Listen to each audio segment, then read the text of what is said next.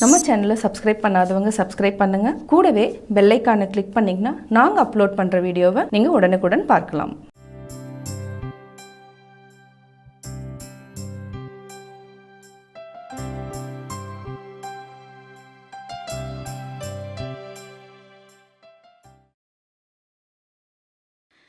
மாணவமணிகளே, இன்று நான் உங்களுக்கு ஒரு முக்கிய பாடத்தை எடுக்கப் போகிறேன். அது தேசத் தலைவர்களை பற்றியது. இன்று நாம் அனுபவிக்கும் சுதந்திரம் எப்படி கிடைத்தது தெரியுமா?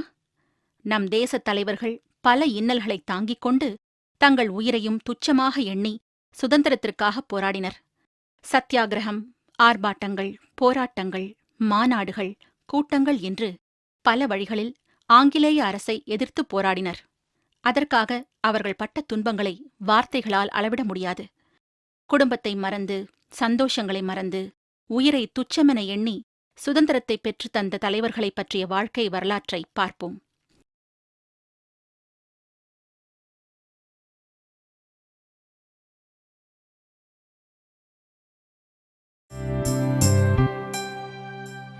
மாணவர்களே, இன்று உங்களுக்கு மிக முக்கியமான பாடத்தை எடுக்கப் போகிறேன். என்ன தலைப்பு என்று தெரியுமா? அது தேசிய தலைவர்களை பற்றியது. நம்ம தேசத்தந்தை மகாத்மாவை பற்றி தானே? அவரை பற்றி பார்ப்போம். அவரின் இயற்பெயர் மோகன்தாஸ் கரம்சந்த் காந்தி. அஹிம்சை வழியில் போராடி வெற்றி கொண்டவர். சிறுவயதில் காந்தி. மோகனுக்கு இருட்டென்றாலே பயம். இருட்டில் பேய்கள் நடமாட்டம் இருக்கும் எனவும் அவைகள் தன்னை பிடித்துக் கொள்ளும் எனவும் அஞ்சினான். ஒரு இரவில் மோகன் அடுத்த அறைக்கு செல்ல எண்ணினான். இருட்டைக் கண்டு அவன் மனம் படபடத்தது. ரம்பா என்ற வயதில் முதிய பணியாள் கதவருகே நின்று கொண்டிருந்தாள். என்ன வேண்டும் தம்பி? எனக்கு பயமா இருக்கு தாய். பயமா? எதற்கு? எவ்வளவு இருட்டாகி இருக்கிறது பாருங்கள். இந்த இருட்டில் பேய்கள் வந்து என்னை தூக்கிச் சென்று விடும் என பயப்படுகிறேன். மோகன் பயத்தில் முணுமுணுத்தபடி இருந்தான்.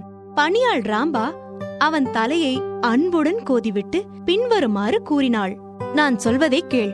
இருட்டைக் கண்டு அஞ்சாதே.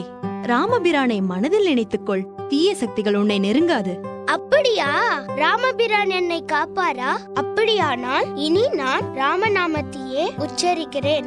ராம்பாவின் யோசனை மோகனுக்கு தைரியமூட்டியது. ராமநாமத்தை உச்சரித்தபடி மோகன் அறையிலிருந்து வெளியேறினான். ராம ராம ராம ராம ராம ராம. ராமநாமம் மோகனுக்கு தைரியத்தையும் ஊக்கத்தையும் ஊட்டியது. அவன் அதனை உச்சரித்தபடியே இருந்தான். காந்தி தான் இறக்கும் தருவாயிலும் ராமநாமத்தை உச்சரித்தார்.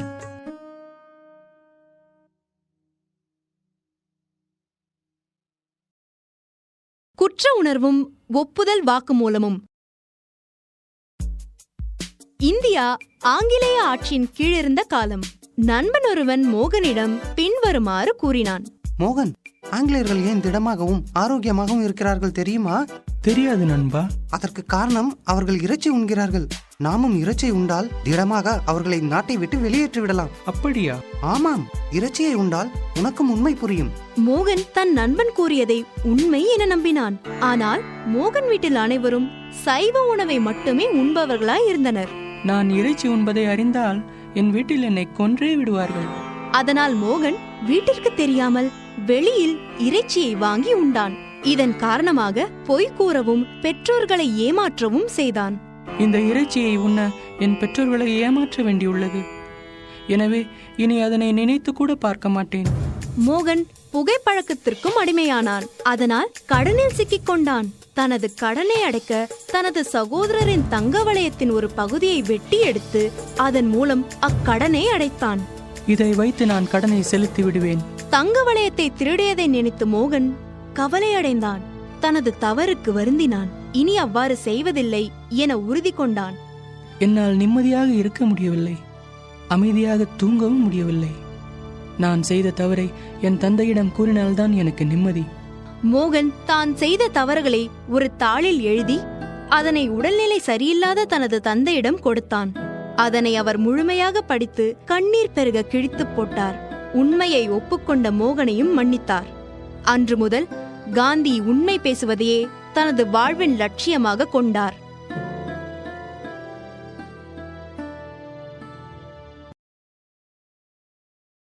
வாய்மையே வெல்லும்.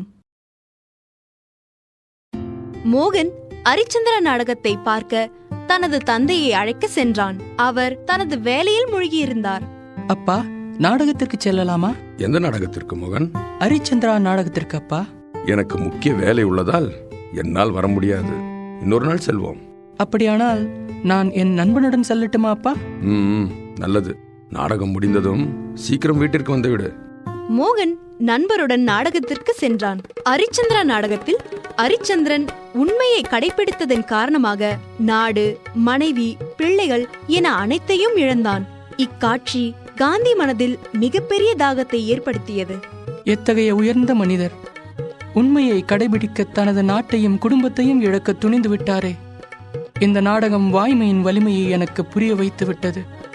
நாமும் உண்மையையே பேச வேண்டும். அது முடியாத காரியம். ஏன் முடியாது? நாம் அரிச்சந்திரனை போல் வாழ்வதென்பது மிகவும் கடினம். முதலில் கடவுள் மேல் நம்பிக்கை வைக்க வேண்டும். அதன் மூலம் நாம் நம்முடைய கஷ்டங்களை தாண்டி உண்மையை பின்பற்ற முடியும். இப்பொழுதிலிருந்து நான் உண்மையை கடைபிடிக்கப் போகிறேன். சாதாரண விஷயம் அல்ல. பார்ப்போம். அன்று முதல் காந்தி உண்மையை கடைபிடிக்கத் தொடங்கினார். நீண்ட காலத்திற்கு பிறகு அவரின் பெருமையை உணர்ந்து இவ்வுலகமே ஆச்சரியப்பட்டது.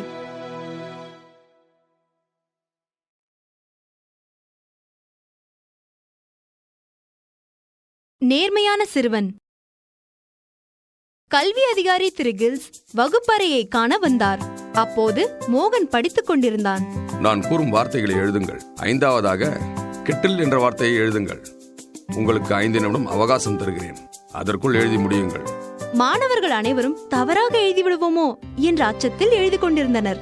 அப்போது திரு கில்ஸ் வகுப்பாசிரியரை அழைத்தார்.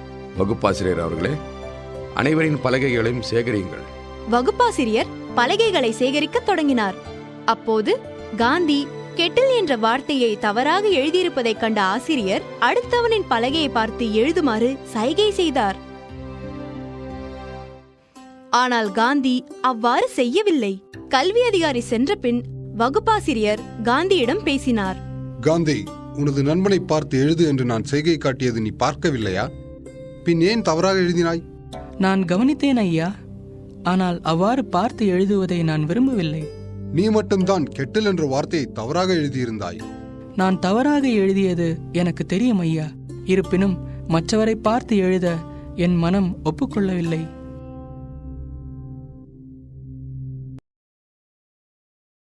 சத்தியாகிரகம்.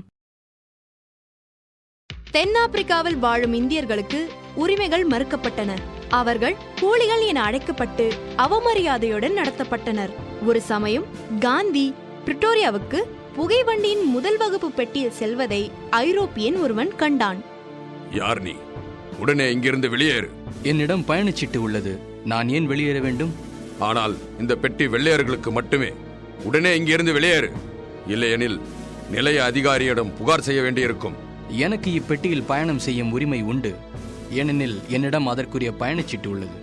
ஐரோப்பியன் நிலைய அதிகாரியிடம் புகார் செய்தான். இந்த கூலியை தூக்கி கீழ்வகுப்பு பெட்டியில் போடுங்கள். உங்களால் அது முடியாது. ஏனெனில் என்னிடம் முதல் வகுப்பு பயணச்சீட்டு உள்ளது. காந்தி கூறியதை யாரும் கேட்கவில்லை. அவருக்கு உதவி செய்யவும் இல்லை. உடனே இப்பெட்டியிலிருந்து இறங்காவிட்டால் உன்னை கைது செய்ய வேண்டியிருக்கும். காவலர்கள் காந்தியையும் அவரது உடைமைகளையும் வெளியே தள்ளினர். பின்னர் புகைவண்டி சென்றுவிட்டது. காந்தி கடும் குளிர் இரவை புகைவண்டி நிலையத்திலேயே கழித்தார். இச்சம்பவம் காந்தியின் வாழ்க்கையையே மாற்றியமைத்தது. இக்கொடுமை மனித சமூகத்திற்கே எதிரானது. இதனை ஒழிக்க நான் போராடுவேன். காந்தி இத்தகைய கொடுமைகளுக்காக அமைதியான வழியில் போராடினார். அவ்வழியினை சத்தியாகிரகம் என அழைத்தார்.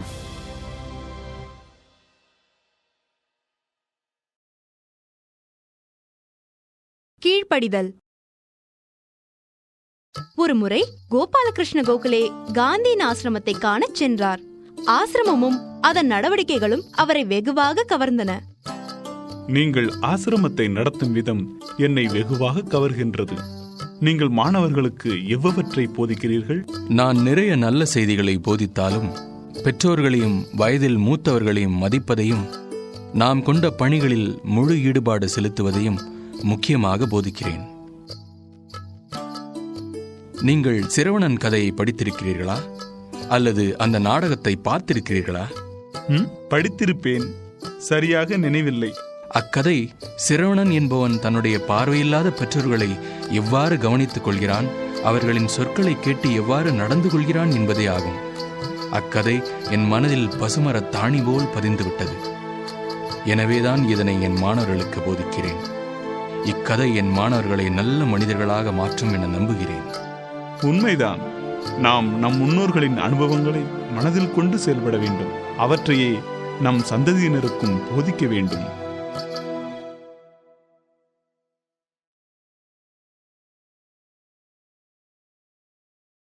அன்புள்ள காந்திஜி. காந்திஜியை கண்டு அவருடன் உரையாடுவதை சிறுவர்கள் அனைவரும் விரும்பினர். ஒரு சமயம் ஒரு சிறுவன் காந்திஜி சட்டை அணியாமல் இருப்பதை பார்த்து ஆச்சரியத்துடன் அவரிடம் சென்றான். நீங்கள் ஏன் சட்டை அணியவில்லை? சிறுவனே, நான் மிகவும் ஏழை. என்னிடம் ஒரு சட்டை கூட இல்லை. என் அம்மாவிடம் கூறி உங்களுக்கு புது சட்டை தைக்க சொல்கிறேன். உங்கள் அம்மா தைத்து தருவார்களா? சரி, எவ்வளவு சட்டைகள் தைத்து தருவார்கள்? நீங்கள் எவ்வளவு கேக்குறீங்களோ. நான் மட்டும் சட்டை அணிவது சரியல்ல. உங்களுக்கு எத்தனை சட்டைகள் வேண்டும்? என்னுடைய குடும்பம் மிகப் பெரியது. என்னுடைய 40 கோடி சகோதர சகோதரிகளுக்கும் உனது அம்மா சட்டை தைத்து கொடுப்பார்களா? காந்திஜி தனது குடும்பம் என குறிப்பிட்டது பாரத நாட்டையே என்பதையும் 40 கோடி சகோதர சகோதரிகள் என்று குறிப்பிட்டது இந்தியர்களையே என்பதையும் சிறுவன் புரிந்து கொண்டான். காந்திஜியை தேசத்தந்தை எனவும் அழைத்தான்.